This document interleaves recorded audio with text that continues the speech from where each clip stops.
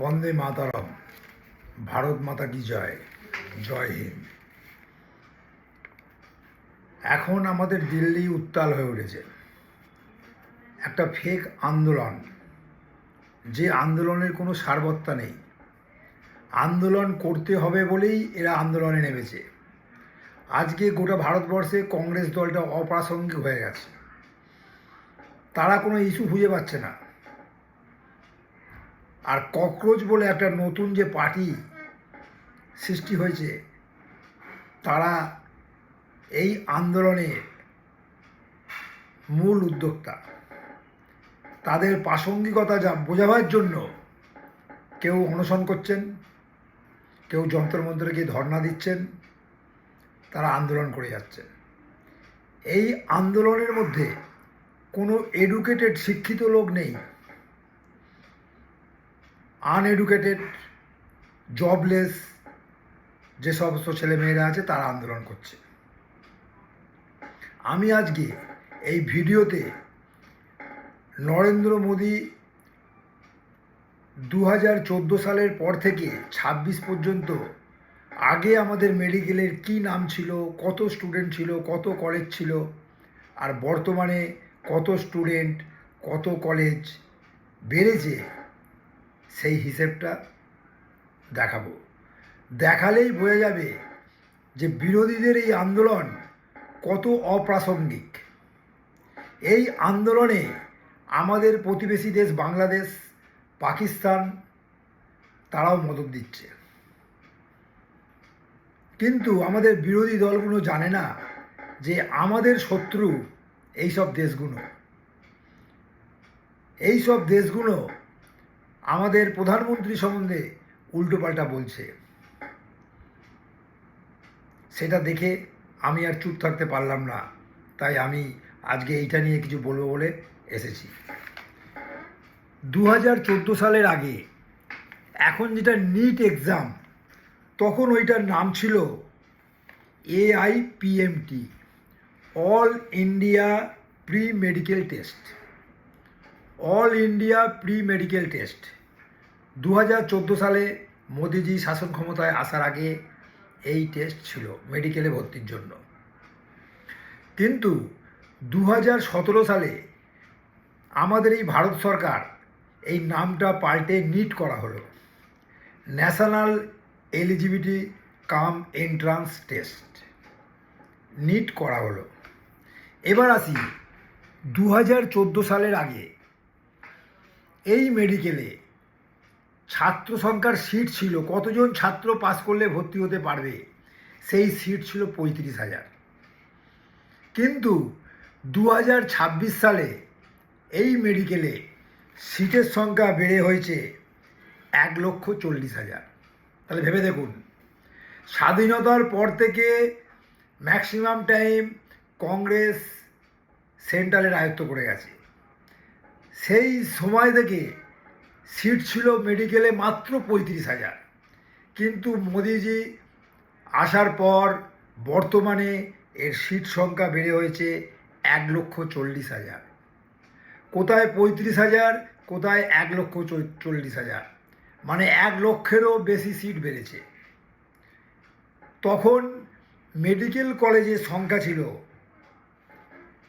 180 থেকে 200টি, কিন্তু বর্তমানে মেডিকেল কলেজের সংখ্যা 823টি।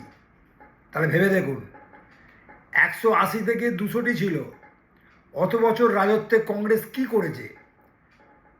আর মোদিজি আসার পর বর্তমানে মেডিকেল কলেজের সংখ্যা 823টি।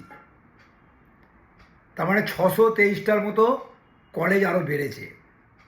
এখানে এই পরিসংখ্যান থেকে বুঝতে পারছি আমাদের দেশের বিজেপি সরকার 2014 থেকে 26 সালের মধ্যে আমাদের মেডিকেলে কত কাজ করেছে।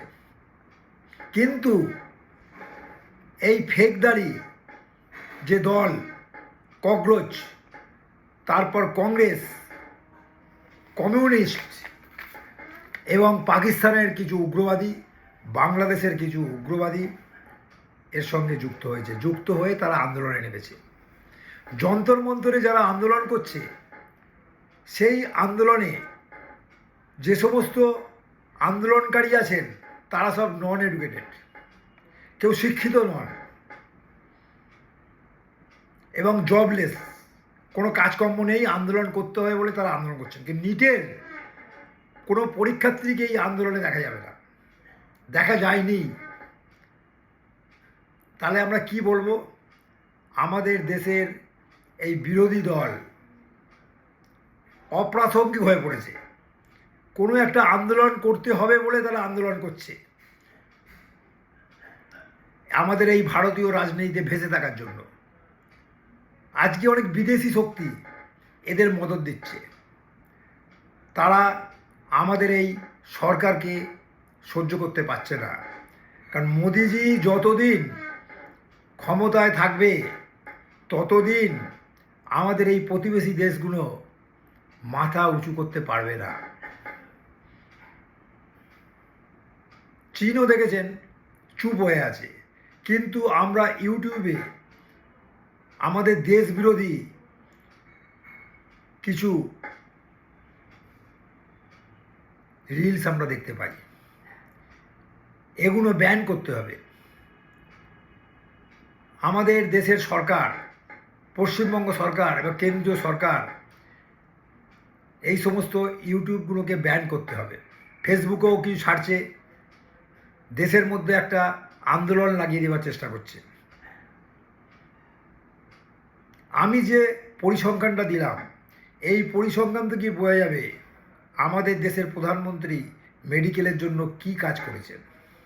এবং তিনি এও বলেছেন, বর্তমানে নিট পরীক্ষার যে প্রশ্নপত্র ফাঁস হয়েছে এর সঙ্গে যারা যুক্ত তাদের উপযুক্ত শাস্তির ব্যবস্থা করা হবে।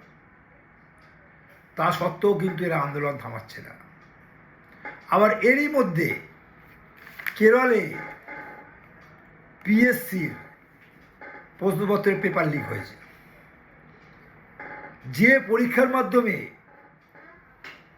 অ্যাডমিনিস্ট্রেটিভ লেভেলে চাকরি হয়, ভেবে দেখুন, সেখানেও পেপার লিক হয়েছে, কিন্তু সেখানে কোনো আন্দোলন দেখা যাচ্ছে না। এই কংগ্রেসও নেই, কংগ্রেসও নেই, কমিউনিস্টও নেই, কোনো বিদেশি শক্তিও নেই। তাহলে ভেবে দেখুন, কারণ সেখানে কংগ্রেস সরকার আছে। তাহলে আমাদের দেশের বিরোধীরা কত দিশাহীন, দেশকে সবসময় বিদেশের কাছে নিচু করতে চায় এরা। তাই আমি যে পরিসংখ্যানটা দিলাম, এই পরিসংখ্যানটা আপনারা চারদিকে ছড়িয়ে দিন। আমার চ্যানেলটা সাবস্ক্রাইব করুন এবং এইটা আপনারা আরও চারদিকে ছড়িয়ে দিন, যাতে সবাই জানতে পারে, কোনো ভুল বার্তা আমাদের জনগণের কাছে না যায়। আমাদের জনগণের কাছে যাতে কোনো ভুল বার্তা না যায়, দেশের জনগণ জানুক যে মোদিজি মেডিকেল পরীক্ষার জন্য বা মেডিকেলের উন্নতির জন্য কি করেছেন, কত কলেজ করেছেন, কত সিট বেড়েছে, এটা জানা দরকার। কংগ্রেস কত বছর রাজত্ব করেছে, কিন্তু দেশের জন্য কিছুই করতে পারেনি, কিছুই করেনি। কিন্তু মোদিজি 14 সাল থেকে 26 সালের মধ্যে আমাদের দেশের যে মাথা উঁচু করেছেন, এবং তিনি বিশ্বের বড় বড় নেতাদের মধ্যে তিনিও এখন একজন। রাশিয়া বলুন, আমেরিকা বলুন, রাষ্ট্রনেতারা আছেন, তাদের মধ্যে একজন।